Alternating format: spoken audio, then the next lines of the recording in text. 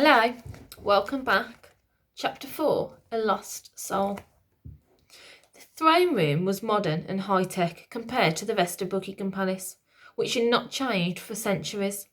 The walls, floor and ceiling were silver metal. One side was covered with a giant television screen, affording any view of the palace imaginable from a roving flying robot. In front of the screen was a figure, slumped on the throne. The king. The man was only in his 50s, but he looked a good deal older. He had a long grey beard and deep dark circles round his eyes. His appearance had changed rapidly over the years. This once handsome, upright man, full of life, love and laughter, had become an empty shell. Alfred thought that something must have happened to him, something terrible to make him like this. Father was a completely different man from how he'd been when Alfred was a toddler. It was disturbing to witness such a change in him. As always, the king was wearing his silk pyjamas and dressing gown. He never got dressed, or shaved, or even washed. You would never guess he was the king. Once he'd been a great guardian of the British people, now he was seen as their enemy. Behind the king stood the Lord Protector, his long, thin fingers creeping on to the back of the throne. "Lord Protector, what in the name of Great Britain do you think you're doing?" demanded the Queen. The Lord Protector looked past her and the two royal guards. He'd spotted the prince, crouching behind them. Well, well, well, we have an uninvited guest, he purred. What? Demanded the Queen. She looked round to see her son lurking there.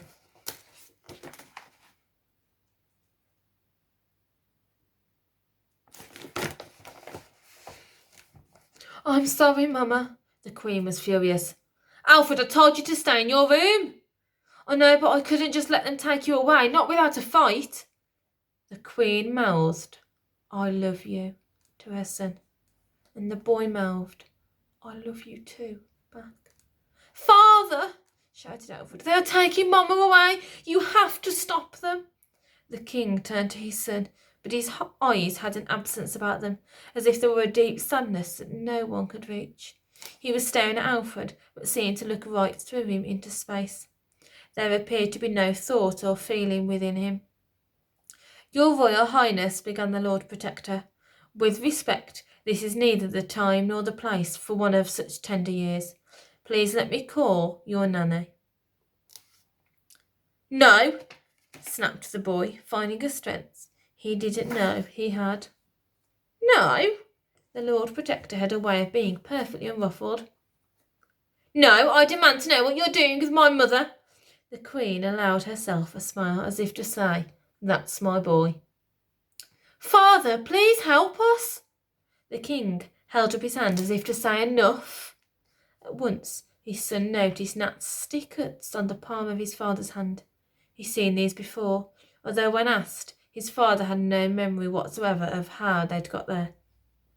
The Lord Protector smirked. He spoke softly and slowly, not meeting the boy's anger. There must be some misunderstanding, Your Royal Highness. I am not doing anything to your mother, the Queen. I am merely a servant of the King. The Queen glanced sadly at the King. My husband is a lost soul and has been for many years, thanks to you. No, this is your doing, Lord Protector, she stated. What a title you have. Protector, you protect nothing and nobody other than yourself.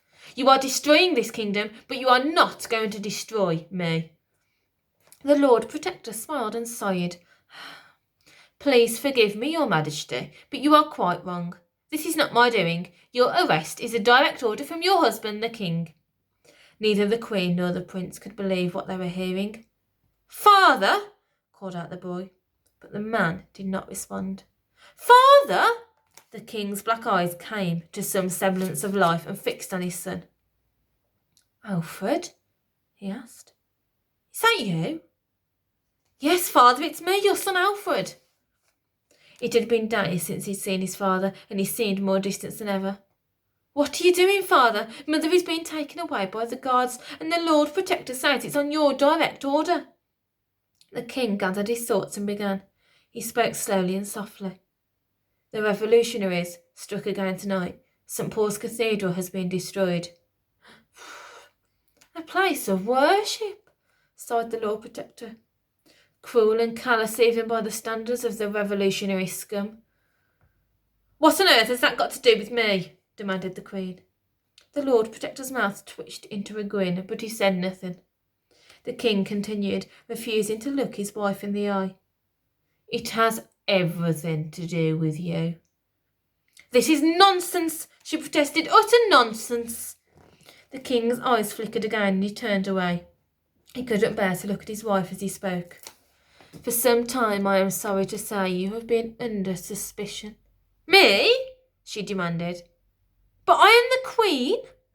"You have been spied upon, and the all-seeing eye sees everything," added the Lord Protector. "Intelligence information has been brought to my attention," continued the King, still unable to look at her. "That points to you being in direct communication with the revolutionaries." The Queen glowed red and began spluttering her innocence. "But I—" "Don't deny it, Your Majesty," pressed the Lord Protector. "No, the lady stuttered. "Of course I deny it." "Then," began the Lord Protector, "why did you have this hidden in your bedroom?" He lifted a cloth to reveal an old-fashioned radio crouched guiltily on a metal table. It had a microphone, a speaker and an aerial, and looked as if it dated back nearly 200 years to World War II. "I have never seen that before in my life," protested the Queen. "It was found hidden in a secret compartment in your dressing room." The radio crackled into life.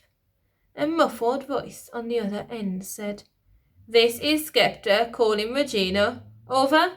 Do you read me?" The Queen bowed her head. Alfred thought he recognised that voice, but he couldn't be sure. A voice from his dim and distant past, perhaps.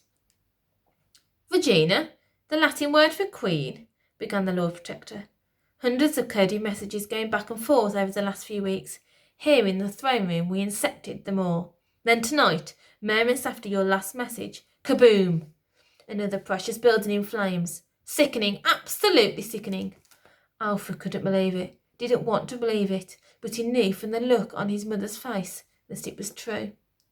"Mama, how could you? The revolutionaries are evil, they want to kill us all," he exclaimed. "I can explain," she spluttered, turning to the King. "My darling husband, you've changed. Something has happened to you, something very wrong, and I don't know what. Please, I beg you, don't do this." The Lord Protector turned to the King. "Your Majesty, what would you like me to do with the traitor?" Alfred was stunned into silence as that dreaded word sank in. "Traitor?" "Take her to the Tower," ordered the King. "No!" screamed the Queen.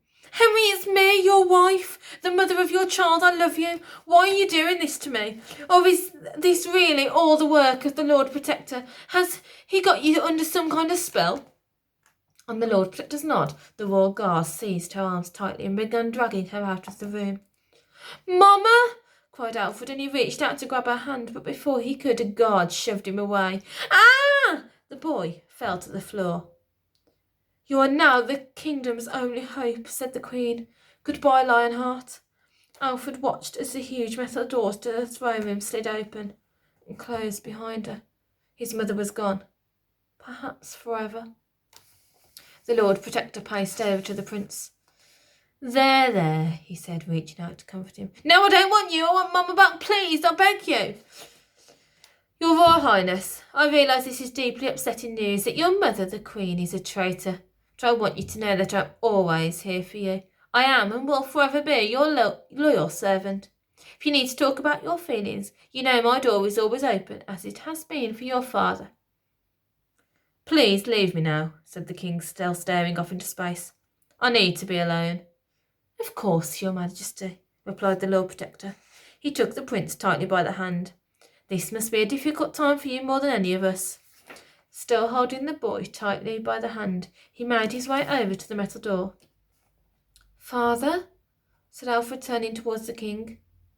"Please, you heard His Majesty. Your father needs to be alone," said the Lord Protector. "Mama is a good person," said the boy. "The best. If she did this, there must be a reason." "The reason is that there is evil inside her," interjected the Lord Protector. "The Tower of London is the best place for her. The executioner should be able to cast the evil out, by hook or by crook." Alfred gulped. Whatever hook or by crook meant, it sounded deadly. No one sent to the Tower of London ever came back. Now come on, young prince. A sickly child like you shouldn't be out of bed at this late hour. You might catch your death, said the Lord Protector. You will be king yourself one day.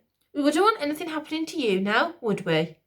The huge metal door slid open, whoosh, and he led the boy out of the throne room. Alfred allowed himself one last glimpse of his father. He was searching for a flicker of kindness in his eyes, a shadow of the man he used to be.